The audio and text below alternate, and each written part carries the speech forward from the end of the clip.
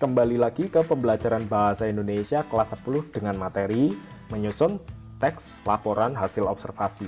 Ada beberapa hal yang harus kita perhatikan ketika kita menyusun teks laporan hasil observasi, dan ada beberapa langkah-langkah yang harus kita tempuh ketika kita menyusun teks laporan hasil observasi. Tetapi kalau kalian melakukan pengamatan atau observasi di luar rumah, jangan lupa untuk selalu menggunakan masker karena kesehatan kalian adalah yang paling utama. Nah, kemarin kita sudah melakukan pengamatan. Tentu banyak sekali data dan fakta yang kita hasilkan. Baik itu berupa poin-poin, baik itu berupa daftar angka, semua itu penting dan semua itu harus kita jaga supaya kita bisa menyusunnya ke dalam bentuk paragraf laporan hasil observasi. Tetapi sebelum kita lanjut kepada langkah-langkah, tentu kita harus tahu apa sih manfaat kita melakukan observasi atau pengamatan.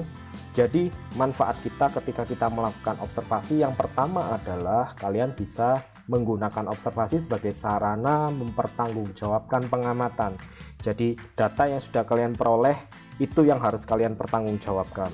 Lalu yang kedua, karena kita melakukan observasi, tentu banyak sekali informasi yang kita dapatkan dari observasi itu sendiri, dari benda yang kita amati. Banyak sekali informasi yang kita dapatkan. Dan yang ketiga, karena kita juga melakukan observasi, tentu kita akan menemukan banyak problematika atau permasalahan di dalam observasi kita. Dan kita tentunya bisa memberikan pemecahan masalahnya. Seperti apa pemecahannya, seperti apa solusinya, nah itu kita yang bisa memahami sendiri. Nah, tujuan kita apa sih membuat teks laporan hasil observasi? Yang pertama adalah mengatasi masalah seperti yang tadi saya sudah sampaikan. Ada banyak sekali masalah yang ditemukan dan tentunya kalian tahu bagaimana caranya mengatasi masalah tersebut. Dan yang kedua, ada mengambil keputusan yang efektif. Nah, masalah yang ditemukan, kalian harus tahu keputusan apa yang harus kalian ambil terhadap masalah tersebut. Apakah diginikan, digitukan, dan sebagainya. Lalu yang ketiga, kita bisa mengetahui kemajuan dan perkembangan permasalahan. Yang keempat, menemukan teknik-teknik baru. Dan yang kelima adalah mengadakan pengawasan tentunya.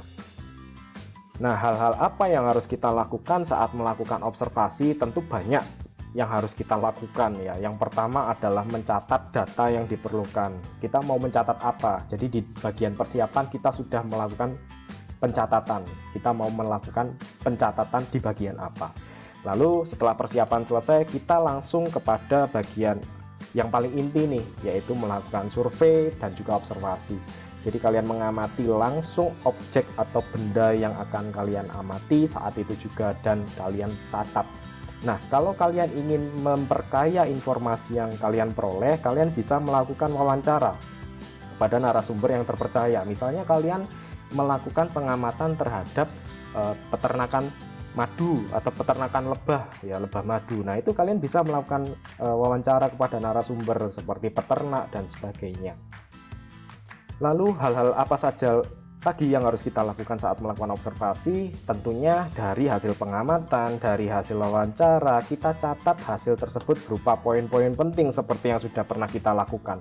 Poin-poin itu didata supaya kita bisa semakin mudah dalam menyusunnya ke dalam bentuk paragraf laporan hasil observasi. Nah, di bagian ini nih, bagian yang paling krusial, yaitu bagian menyusun ke dalam bentuk paragraf dari hasil kita mencatat berupa poin-poin penting. Dan kalau kita sudah lakukan semua, tentu laporan hasil observasinya sudah selesai. Nah, langkah-langkahnya sendiri adalah satu, tentunya teks laporan hasil observasi harus memuat judul ya anak-anak. Judul itu harus dibuat semenarik mungkin, sesuai dengan apa yang kalian amati dan apa yang kalian hasilkan. Dibuat semenarik mungkin. Lalu yang kedua, membuat kerangka teks. Kerangka teks ini fungsinya adalah untuk seperti coret-coretan. Kalau kalian ingin membuat paragraf dan kalian ingin menyusun teks, tentu kalian ada beberapa hal yang harus dikurangi dan ditambahkan. Nah, disinilah fungsi dari kerangka teks, coret-coretan dari paragraf itu sendiri, supaya kalian bisa menyusunnya dengan bagus nanti. Di bagian yang ketiga, kalau kerangka teks sudah jadi, tinggal disusun berdasarkan gagasan utamanya, ya, dengan memperhatikan struktur teks laporan hasil observasi itu sendiri. Kemarin struktur sudah dijelaskan, tinggal kita ikuti saja. Dan yang keempat, kalau teksnya sudah jadi, kita harus teliti kembali. Adakah yang kurang, adakah yang lebih? Ini harus diteliti kembali supaya tulisan yang kita hasilkan tentang laporan hasil observasi lebih bagus. Nah, ini adalah contoh dari teks laporan hasil observasi. Ini pengamatan tentang bunga mawar. Seperti inilah bentuk teks laporan hasil observasi, jadi sangat spesifik. Apa yang kita amati, seperti dia dari jenis apa mawar tersebut, bagaimana dengan ciri-ciri fisiknya, bagaimana dengan kebiasaan dia, dan sebagainya. Lalu apa manfaat dari bunga mawar, itu semuanya ada di sini. Nah, kalian bisa mencontoh pengamatan atau hasil observasi di sini. Oke, kalau kalian masih punya pertanyaan terkait teks laporan hasil observasi, tentunya kalian bisa bertanya di dalam kolom komentar. Terima kasih. Saya Heri dan sampai jumpa. Terima kasih.